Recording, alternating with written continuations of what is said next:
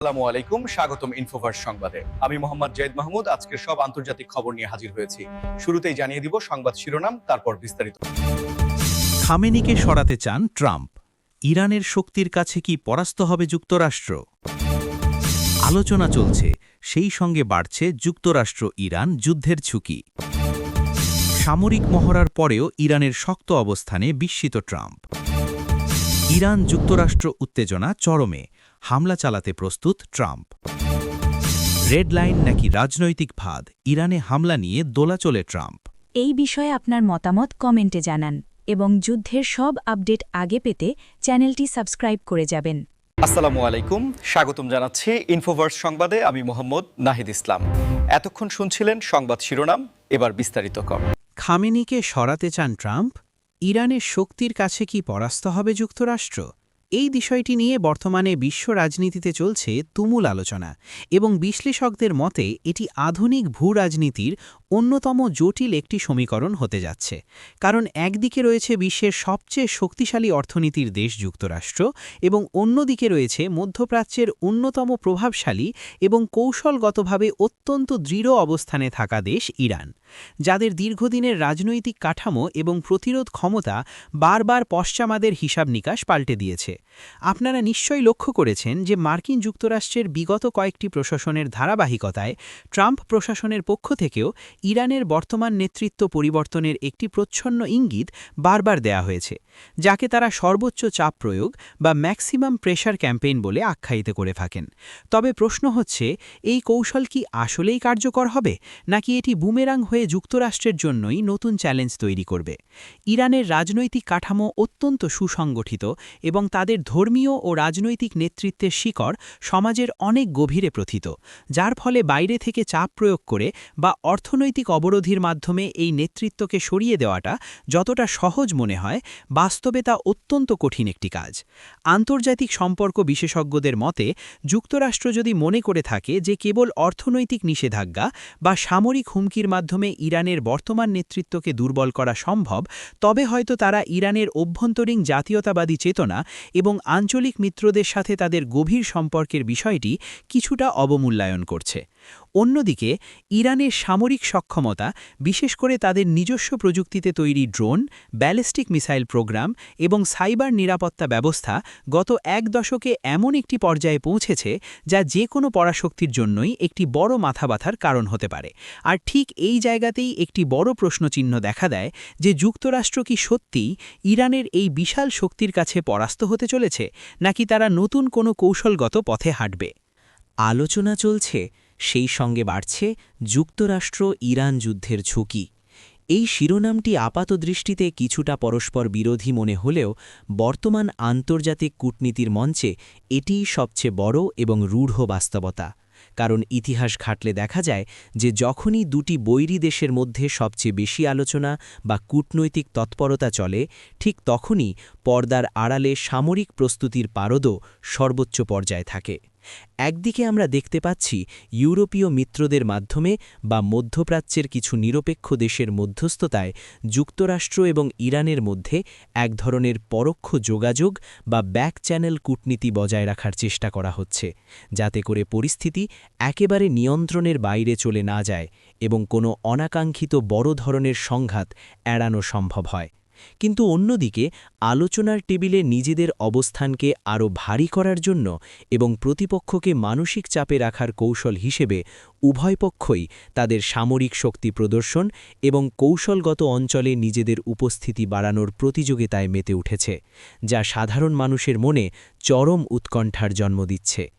এই যে একটি স্নায়ুবিক চাপ বা সাইকোলজিক্যাল গেম চলছে, এর সরাসরি প্রভাব পড়ছে বৈশ্বিক সাপ্লাই চেন বা সরবরাহ ব্যবস্থার ওপর। কারণ পারস্য উপসাগর এবং হরমুজ প্রণালী হচ্ছে বিশ্বের অন্যতম গুরুত্বপূর্ণ একটি বাণিজ্যিক রুট, যেখান দিয়ে প্রতিদিন বিশ্বের মোট জ্বালানি তেলের একটি বিশাল অংশ পরিবাহিত হয়। যদি এই অঞ্চলে সামান্যতম কোনো উত্তেজনা বা সংঘাতের সূত্রপাত ঘটে, তবে মুহূর্তের মধ্যে আন্তর্জাতিক বাজারে জ্বালানি তেলের দাম আকাশচুম্বী হতে পারে, যার ফলে বিশ্বজুড়ে পরিবহন খরচ বৃদ্ধি পাবে এবং এর প্রভাব সরাসরি পড়বে নিত্য প্রয়োজনীয় জিনিসপত্রের দামের ওপর, যা আমাদের মতো সাধারণ ভোক্তাদের জন্যই সবচেয়ে বেশি ক্ষতির কারণ হয়ে দাঁড়াবে। সামরিক মহড়ার পরেও ইরানের শক্ত অবস্থানে বিস্মিত ট্রাম্প। এই ঘটনাটি বিশ্ব রাজনীতির পর্যবেক্ষকদের জন্য একটি অত্যন্ত কৌতূহলোদ্দীপক বিষয় হয়ে দাঁড়িয়েছে, কারণ সাধারণত পরাশক্তিগুলোর বড় আকারের সামরিক মহড়া বা শক্তি প্রদর্শনের মূল উদ্দেশ্যই থাকে প্রতিপক্ষের মনে ভীতি সঞ্চার করা এবং তাদেরকে নিজেদের শর্ত মেনে নিতে বাধ্য করা। কিন্তু ইরানের ক্ষেত্রে এই চিরাচরিত সমীকরণটি যেন পুরোপুরি উল্টে গেছে।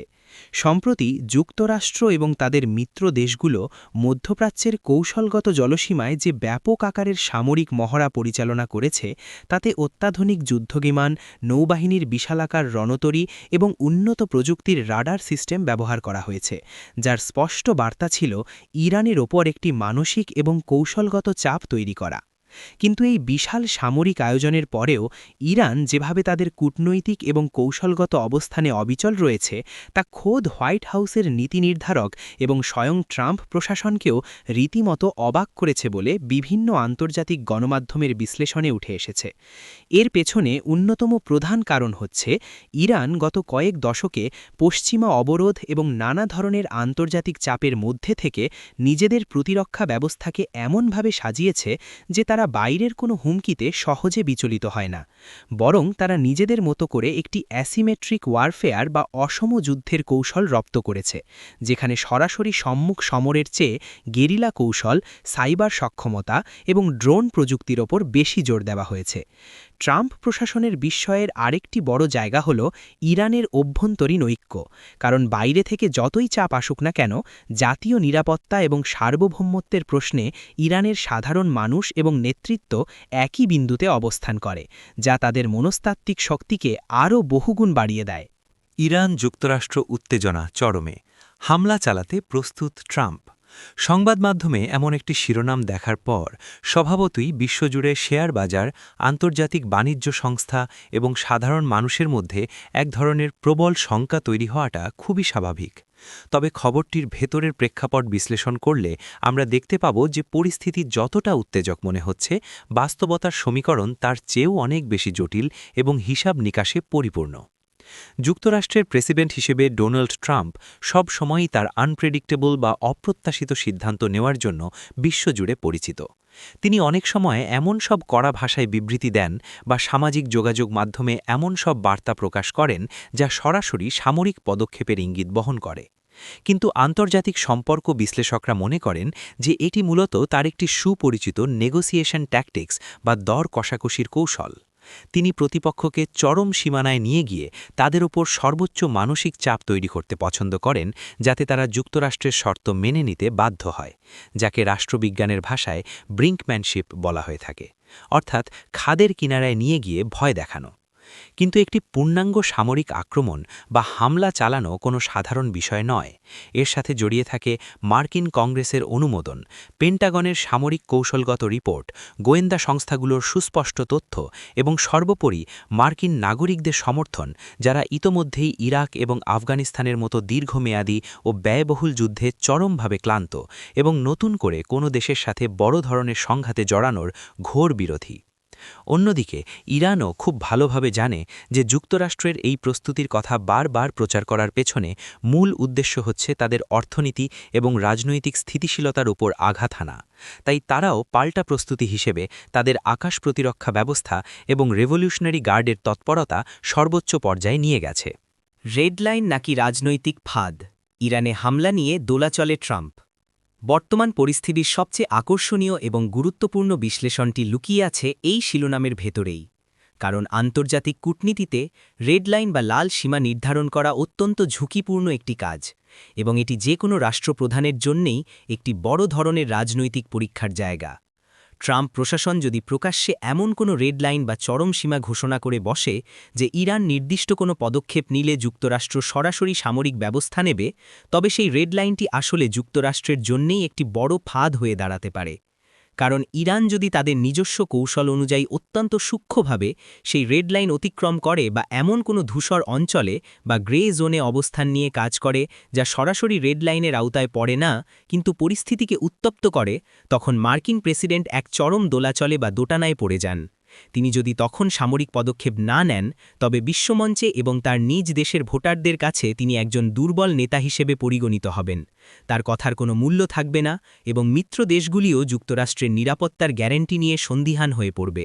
আবার অন্যদিকে তিনি যদি তার রেড লাইন রক্ষা করার জন্য সত্যিই কোনো সামরিক পদক্ষেপ নেন, তবে সেটি তাকে এমন একটি বিস্তৃত এবং দীর্ঘমেয়াদী আঞ্চলিক সংঘাতে টেনে নিয়ে যেতে পারে যার পরিণতি সম্পর্কে কেউই নিশ্চিত করে কিছু বলতে পারে না, এবং যা তার রাজনৈতিক কেরিয়ারের জন্য একটি বিশাল নেতিবাচক অধ্যায় হিসেবে চিহ্নিত হতে পারে।